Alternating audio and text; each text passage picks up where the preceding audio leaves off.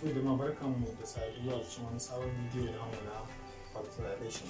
Har yanzu dai muna topic akan factorization na quadratic expression, inda za a yi factorizing din quadratic expression. Kamar yadda kuke gani muna da question guda ɗaya akan allo, which is x squared minus 4x minus 12. Inda za mu yi factorizing ɗinsa. To kamar yadda na faɗa muku kullum dai muna ka ba mu question kamar haka, aka ce mu factorizing ɗinsa, za mu bude bracket guda biyu ne. Bayan mun bude bracket guda biyu sai mu duba first term namu. First term namu shine x squared. It means that x times x. To a cikin wannan bracket ɗin da muka bude guda biyu, za mu saka x a farkon bracket ɗinmu na farko da kuma x a kuma bracket ɗinmu na biyu, wanda aka ce x in first bracket times x in second bracket shine x squared. Daga nan kuma sun tafi middle term and last term. Middle term namu shine minus 4 da kuma last term shine minus 12 kamar yadda kuke gani. Yadda su kuma ake samun su shine za mu tunanin lambobi guda biyu ne. Mun yi tunani sai mu addition nasu, in muka tara su za su ba mu minus 4. Sannan kuma wannan lambobin da muka tara su kawo mu minus 4 shine muka yi multiply nasu za su ba mu minus 12. Wannan shine answer. To ku biyo ni ku ga yadda ake yin factorizing din quadratic expression cikin sauki ba tare da mutum ya sha wahala ba. Kamar yadda na faɗa, zan bude bracket guda biyu. Mun bude bracket guda biyu kamar yadda kuke gani. Za mu saka x din mu da kuma x din mu anan. In muka ce x times x shine da mu x squared. So yanzu za mu yi tunanin lambobi guda biyu wanda muka yi addition nasu za su ba mu minus 4 da kuma muka yi multiply nasu za su ba mu minus 12.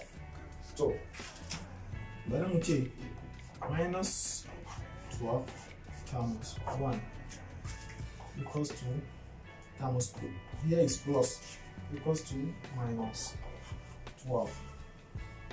Again, bari mu ce plus 12 times minus 1 shima is minus 12. Again, muna da minus 6. Let me say minus 6 times plus 2. The answer is minus 12. Kun ga duka mun samu lambobi guda biyu wanda idan muka multiply nasu za su ba mu minus 12. Ba ma mu san wanne bane a cikin wannan zamu dauka. To sai mu dawo kuma middle term namu, sai mu addition nasu, in muka tara shi duk number a cikin nan da ba mu minus 4x shine answer da zamu dauka. To za mu fara da na farkon, za mu ce minus 12 plus 1 plus 1 shine da ba mu minus 11. Again, na biyu muna da plus 12 plus minus 11 shi kuma zai ba mu plus 11. Zai ba mu plus 11. Na ƙarshe muna da minus 6 plus 2 shi kuma shi ne zai ba mu minus 4. To kun ga wannan shi ne na ƙarshen nan shi ne an samu minus 6 da kuma plus 2 su ne an samu. Sabida da me yasa da muka ce minus 6 times plus 2 shi ne minus 12. Kun gan shi da shi. Still da muka yi adding nasa kuma sai ba mu minus 6 plus 2 equals to minus 4. Kun ga shi nan minus 4. Amma nan ba plus 11 ne, amma muna neman minus 4 ne. Nan ma minus 11 ne, muna neman minus 4. So wannan na ƙarshen shi ne an samu. Ga su nan 6 and 2 din nan. To za mu ɗauko minus 6 mu saka shi a first bracket plus 2 za mu saka shi a second bracket namu.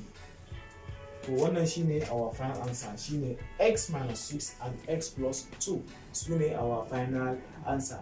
Idan kai expanded din wannan bracket din, answer da zaka samu shine x squared minus 4x minus 12. Kai expanded din sa. Duk wanda bai yi expanded din bracket ba, in ya kuma farkon playlist namu wanda factorization zai ga da ake expanded din bracket. To in ya expanded din sa, answer zai ba shi wannan. Kamar yadda muka faɗa muku a kowane ƙarshen bidiyo za mu na ba ku assignment wanda in ci abinci an kalla bidiyon mu nan an huta sai a zuwa mana assignment ɗin mu cikin sauki. Sannan kuma an san assignment ɗin namu muna so ana rubuta mana shi a comment section ko kuma a biyo mu na handler namu na media in so a jefa mana an san a ciki. Insha Allah za mu yi commenting, za mu yi ja. In kuma mutum ya samu Allah za mu nuna masa gun matsalar da ya samu. Sannan kuma da Allah muna ƙara roƙonku ku daure ku mana assignment, saboda wannan ne kaɗai zai mana motivation ɗin zuciyarmu mu san muna koyar da ku kuna fahimta cikin sauƙi.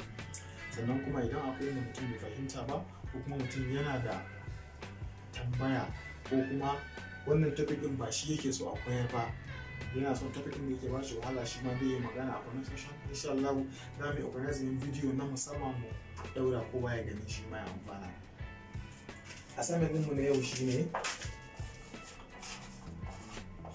assignment. Bari mu ce z squared plus 6z plus 8 plus 8. So wannan shine assignment namu. Idan an koma gida an ci an goshi, to Allah sai mana assignment namu a lura mana shi mu gani mu tabbatar sai mu jago. Mun goye lokacin da muka bamu tun daga farkon video nan har ƙarshe. Sannan kuma wanda bai yi subscribing ba ya daure ya mana subscribing, ya daure ya mana subscribing, ya daure ya mana subscribing. Mun roƙa har sau 3 a daure a mana subscribing channel ɗinmu, saboda mu ma mu ji daɗi abin da muke tabbatar kuna amfana kuma, saboda wannan abin da kuke mana shi ne kaɗai zai samu shi ma farin ciki. Sannan kuma duk wanda yake da matsala ko yake da complaint ko kuma yake da tambaya, still ma ga comment section. Sai wani bidiyo na gaba kuma. Mun gode.